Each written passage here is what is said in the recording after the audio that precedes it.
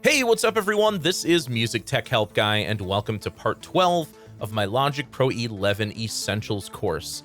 In this video, we're going to jump into Logic's step sequencer and use it to build drum patterns with Drum Machine Designer. I'll show you all of the basics of how to program beats in the step sequencer, and I'll also show you how to customize your Drum Machine Designer drum kits by swapping out kit pieces from Logic's sound library. Before we get started though, I need to quickly tell you about the sponsor of today's video, Boombox. If you're a musician, artist, producer, or mixing engineer, you've got to give Boombox a try. You get secure file storage, you can upload any type of file, even full DAW sessions, share your projects with collaborators who can leave time-stamped feedback on your tracks, create inboxes so you can receive files from your clients and collaborators, build your own custom artist page to get your music out to the world, and experiment with Boombot AI, an AI-powered co-writer that can help you generate MIDI ideas, chord progressions. It can assist with writing lyrics, and for those of you who don't have Apple Silicon and can't use Logic's stem splitter, Boombox has their own stem splitter and vocal removal tools. If you're ready to give Dropbox the boot, head over to boombox.io today and get 4 GB of free storage. Okay, so to start, I've got a completely blank project here. We're going to go to the pattern track here, and we're going to go to a software instrument pattern track. Now, remember from what I said earlier, MIDI tracks, pattern tracks, and session player tracks are all inherently just software instrument tracks.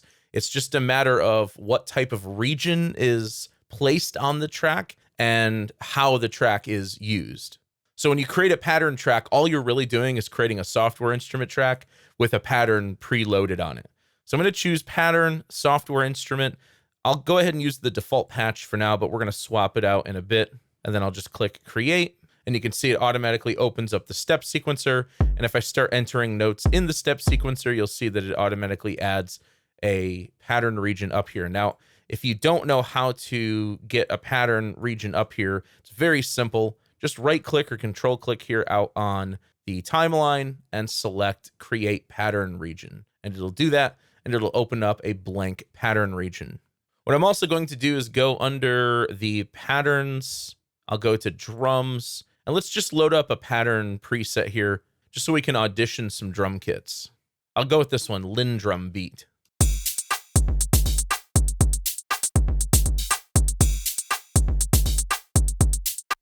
Okay, so on this track right here, this green tab, this is the software instrument or the virtual instrument that is loaded up on this track.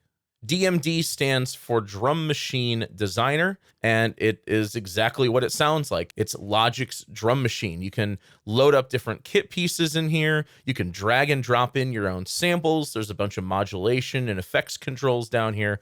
It's an incredibly versatile electronic drum instrument. So you can see by default, it loads up the Tough kit. Now, if you want to load up a different kit, you can just click on this top bar here. And then when you go over to the library, remember you can hide and show this with Y. Under electronic drum kit, you'll see a bunch of different presets you can choose. You can see we're on the Tough kit right now. Let's try out a few of these other kits.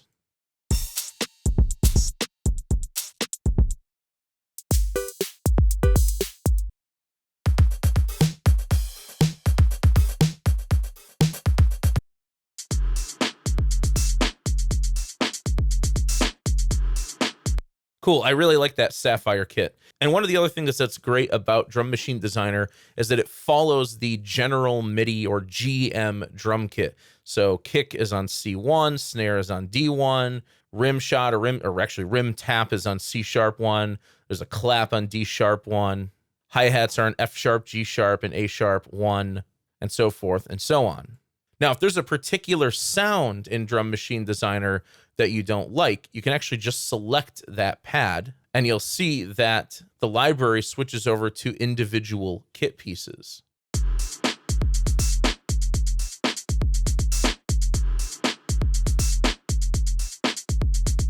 So maybe I don't like this kick drum. I'm going to select the kick pad, go over to kicks, and I can select a new kick. And what it'll do is it'll just swap out that kit piece. Okay, I like that one a little better. It's a little harder hitting. So let's get back into the step sequencer here. So just like any other region, you can double click on it to open it up in its default editor. So there's a separate step sequencer editor here, so you don't have to do all this drum programming in the piano roll.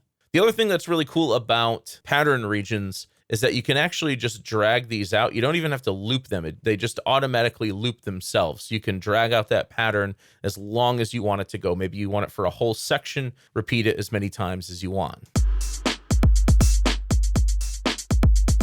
Now, one thing you'll notice is that when I play this, you'll see the playback start from the first step. Uh-oh, where'd it go? Well, up here, you'll see there's actually 2 pages to this pattern.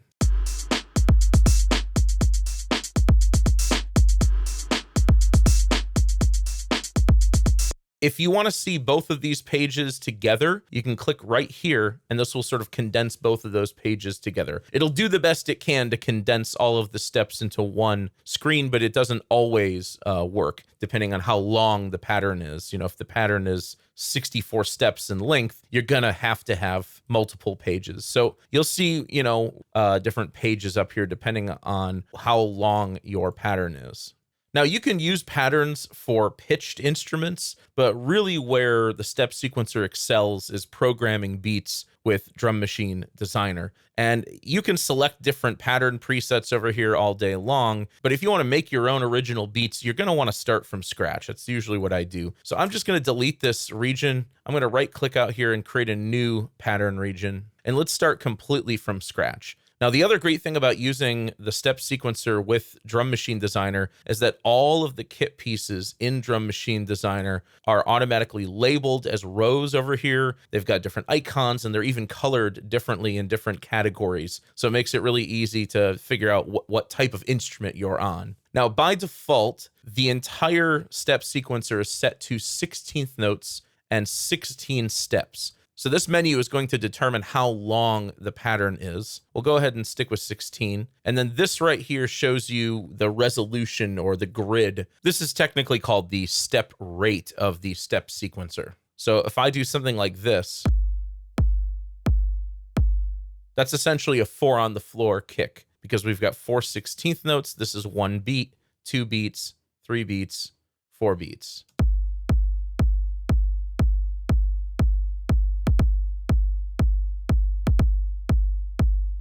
Now, maybe I wanted to go 4 on the floor for 1 bar, and then I want a second bar where I want to add in this extra kick here. Well, we can extend the pattern to 32 steps, and I can do that.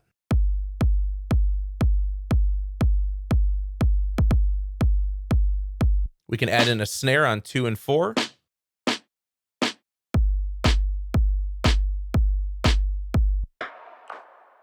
Maybe add in some claps as well.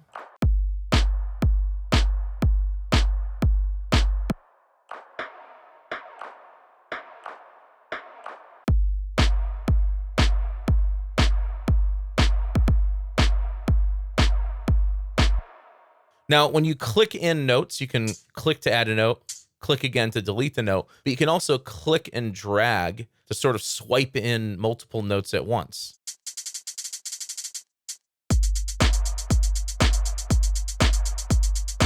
And maybe I want to do something more like this, like ta ticka ta ticka ta ticka ta ticka.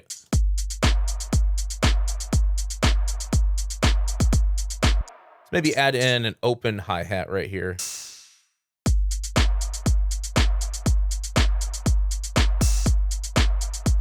Add in a couple little rides.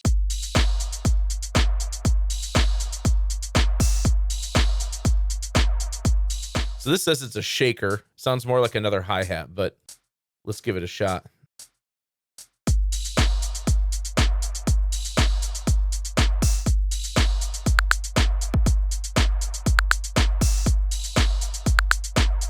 And any of these sounds in here can be customized. If I want that rim tap to be a little bit lower in the mix, I can just select that pad and pull down the volume. And you'll notice there's only 16 pads here, but these little 3 dots at the bottom give you some additional pages of samples. So each kit's going to have a different number of samples loaded in. But every single kit piece can be customized down here. using the pad controls. If you see something like this, that's the quick sampler instrument. Click on pad controls and you'll get the sort of macro controls for each instrument.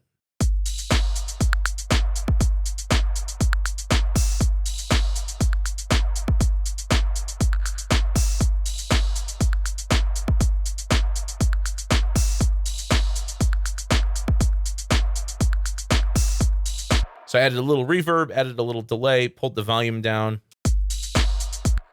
This clap, I'm also going to add a little reverb to. Let's pitch it up a bit. It's kind of a little low on the low side.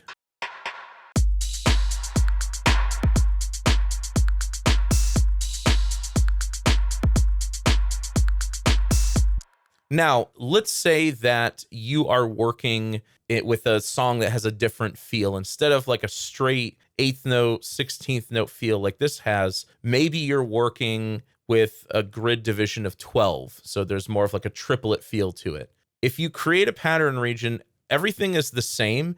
You're just going to have to set your step rate so that the grid in the step sequencer is a triplet. In this case, an 8th note triplet. And now you can see each beat is separated into 3 instead of 4. And then the number of steps is going to change too. 12 steps is going to be 1 bar, and 24 steps will be 2 bars. So let's do the same thing. Let's start with a 4 on the floor. And then let's add in some snares. But if I add in the hi-hats now we have 3 hi-hats per beat rather than 4.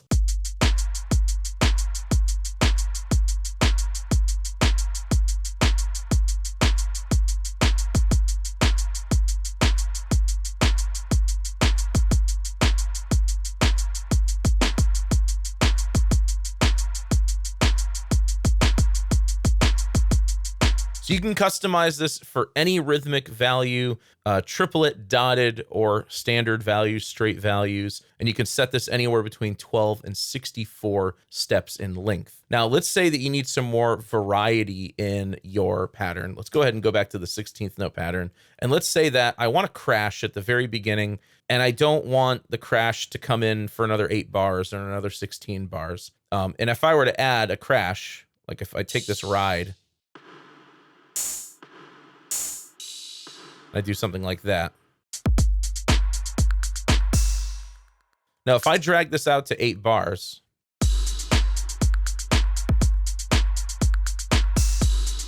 you're getting the crash every 2 bars. So what you can do is you can extend this out, let's say 64 steps, and then I can go over to the second half and get rid of those 2 crashes. So the first 32 have a crash, the second 32 do not have a crash. So when you double the step length, you're essentially just copying and pasting the same pattern over to the second page.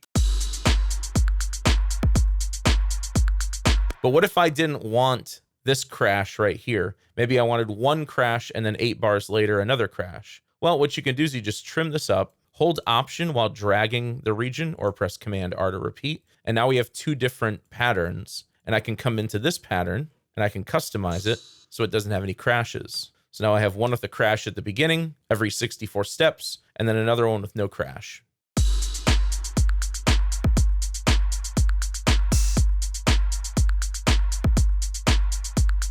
Let's swap out the hi-hat. In fact, we may not even need to swap it out. I can just pitch it up and make the length shorter.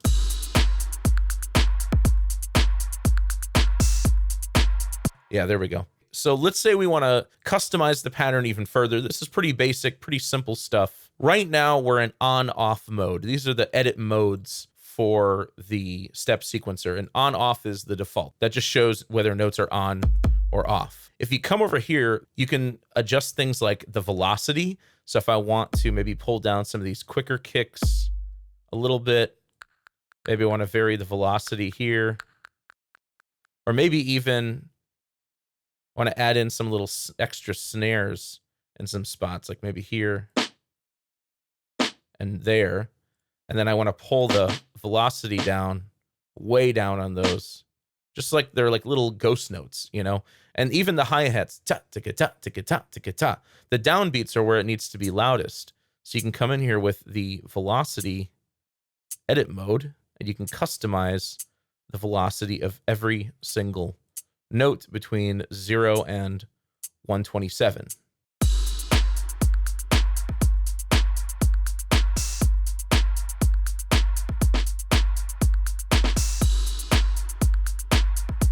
Gate and tie I will save for later. Note and octave have more to do with like pitched instruments. Loop allows you to create loops within the step sequencer. So you can actually have like one row have its own loop. For example, like on the snare drum, if I'm only ever going to have this snare drum on 2 and 4, I can just have this have its own loop.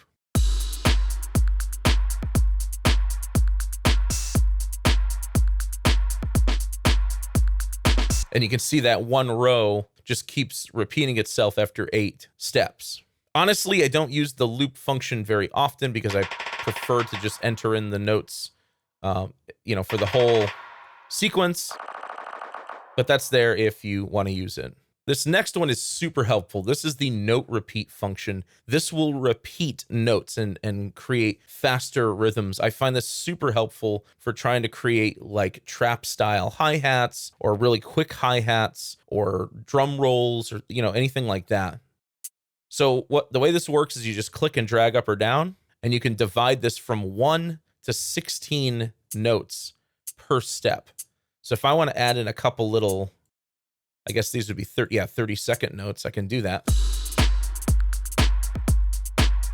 And maybe I don't want it on all of them. Maybe just, let's use it sparingly in a few spots.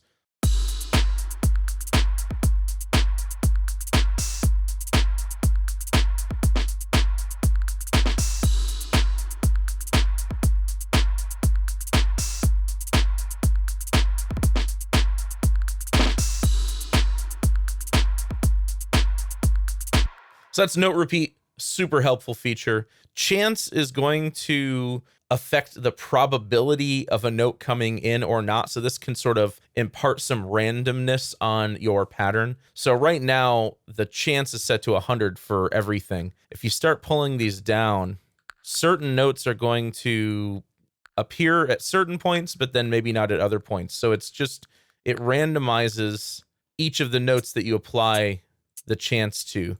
So again, this is sort of like a probability sequencer thing where certain notes have a higher chance of appearing and others have a lower chance of appearing depending on what chance percentage you apply to each note. So I'm going to do that for a couple of these rows, the hi-hat, and then those rim taps.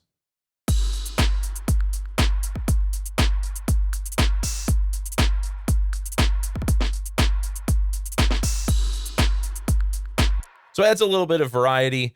Offset will offset the timing of a note. So you can make a note come in a little later or a little sooner. So like if I want this to be almost like a swung kick here, I can maybe pull down the offset of the kick.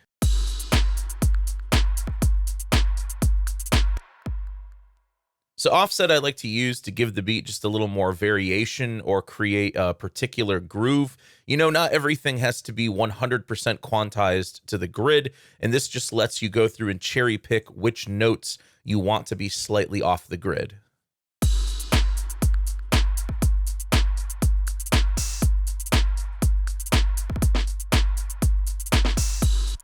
Step rate is kind of a more advanced edit mode, but what it does is it allows you to customize the length of each individual step. So for example, if I came over here to the second page and I made this one an 8th note, now this is an 8th note with a bunch of 16ths after it. So everything's really going to be bumped over, and you'll actually see the sequence sort of come out of sync.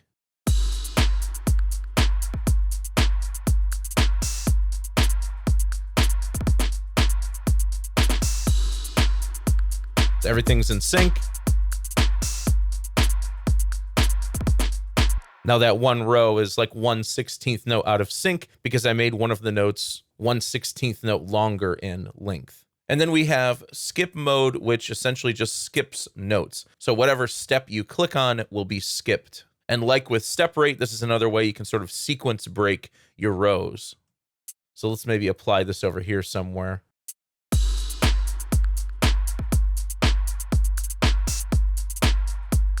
Maybe I'll do a couple of these.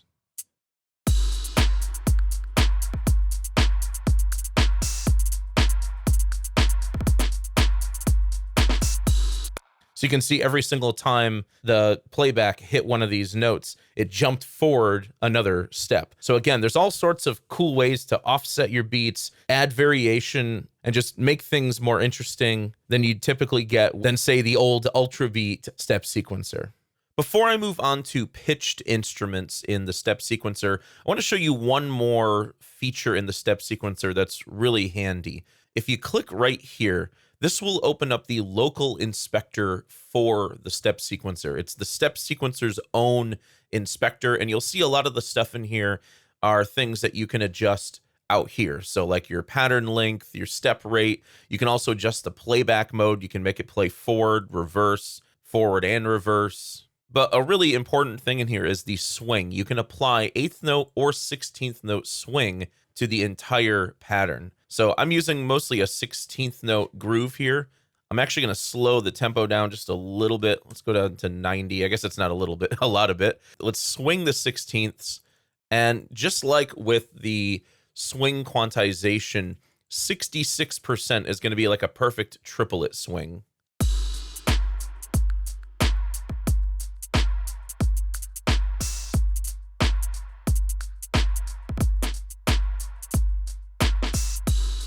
I mean, that's really cool. It takes it to like a completely new level. And of course, if you want a little bit of a softer swing, you can knock this down.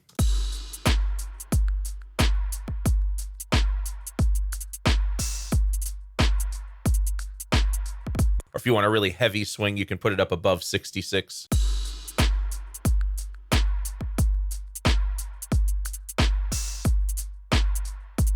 And then of course, 50% is no swing.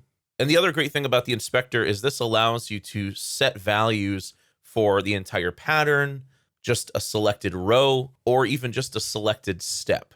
Let's add in a bass, and I'm going to actually use the step sequencer for the bass. So I'm going to create a new software instrument.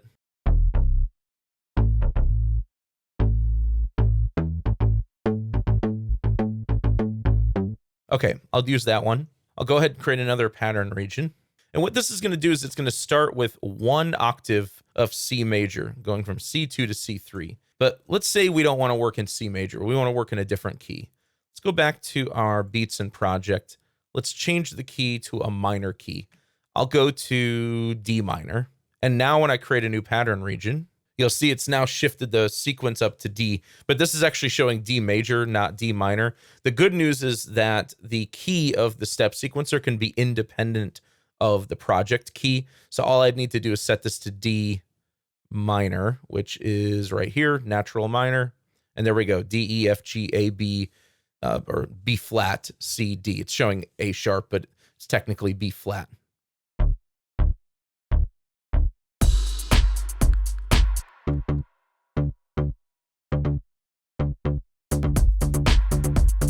Let's maybe find a different bass.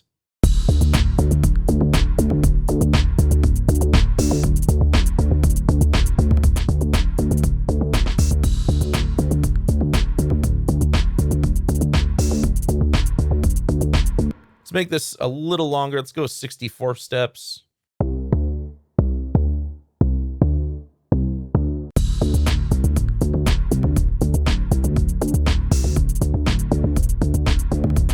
In fact, let's go back to 32 for now.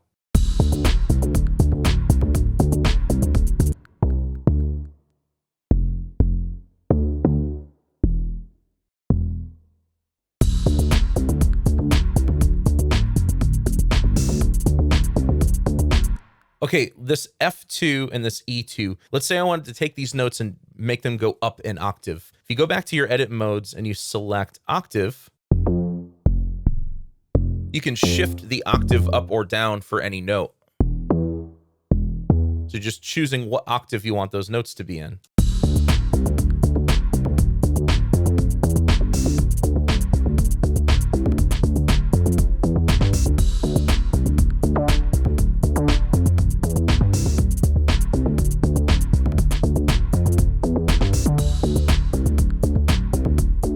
And then if you go to note, you can actually adjust the pitch of any of the steps. You'll notice that by default, they just have a single pitch, but those ones that I transposed by the octave now say melodic. They get converted into a melodic row, which basically means that the row can play any notes. So if I wanted to change one of these bass notes here, it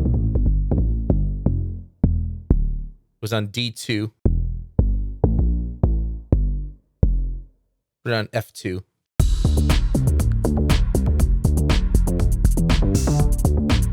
Maybe I want this on C.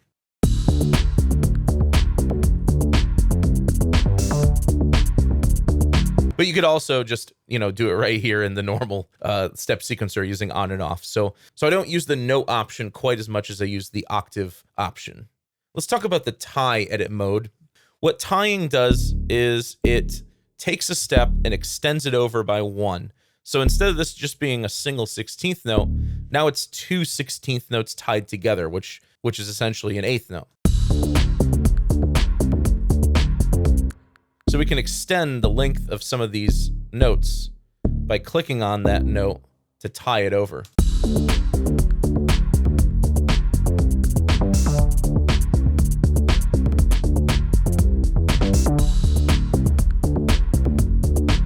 Now, one of the other things that's really cool about the step sequencer is this can also be used for like entering chords. I find this is a really easy way to enter in chords if you don't like using the chord track, or you don't like using a MIDI controller, or you have limited keyboarding skills. Let me just pull up like a synth pad of some kind.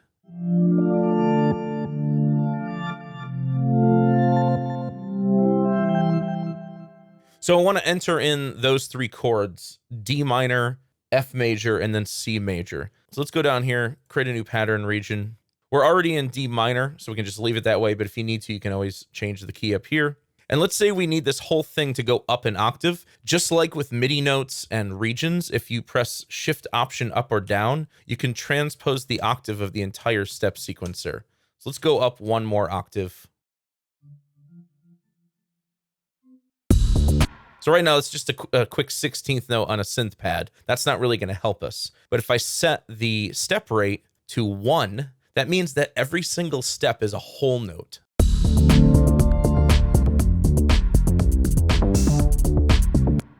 Or maybe I want to do half notes.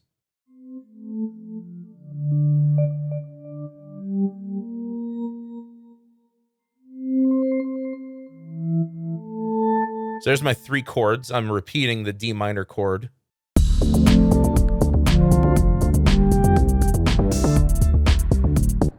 Now remember, we can tie these things. So if I want to tie that first chord, I can do that. Or if I want to maybe untie this first note and have the 7th come in on the second half note, I can do that too. So let's just trim that down, hit Command R to repeat it.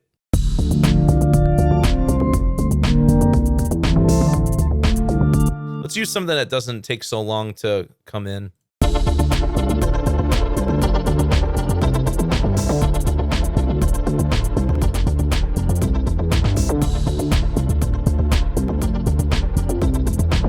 Now, one last thing I want to show you is if you want to convert your pattern regions into MIDI regions, what you can do is you can drag over these and right-click or control-click and then go down to Convert, and you can select Convert to MIDI region.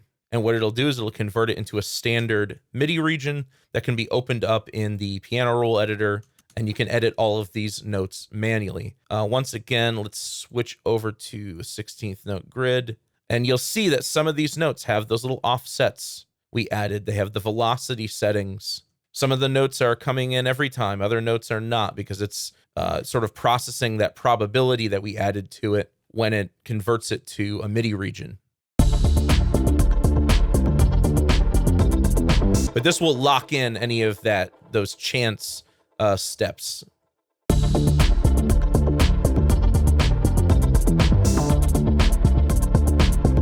Now, one last thing you can do is you can actually convert MIDI regions to pattern regions. So if I do the same thing, come down to Convert, and then select convert to pattern region, it will do its best to convert the MIDI back to a pattern region. It may not always be exactly the same looking as it was before, but it does its best to kind of convert these things. So if you've got a MIDI region and you'd prefer to work in the step sequencer, you can always do this as well. Okay, so that is the step sequencer and drum machine designer in Logic Pro 11. I hope you guys enjoyed this video. If you did, please leave it a thumbs up and subscribe to the channel to see more content like this. As always, thank you so much for the support, and thanks for watching.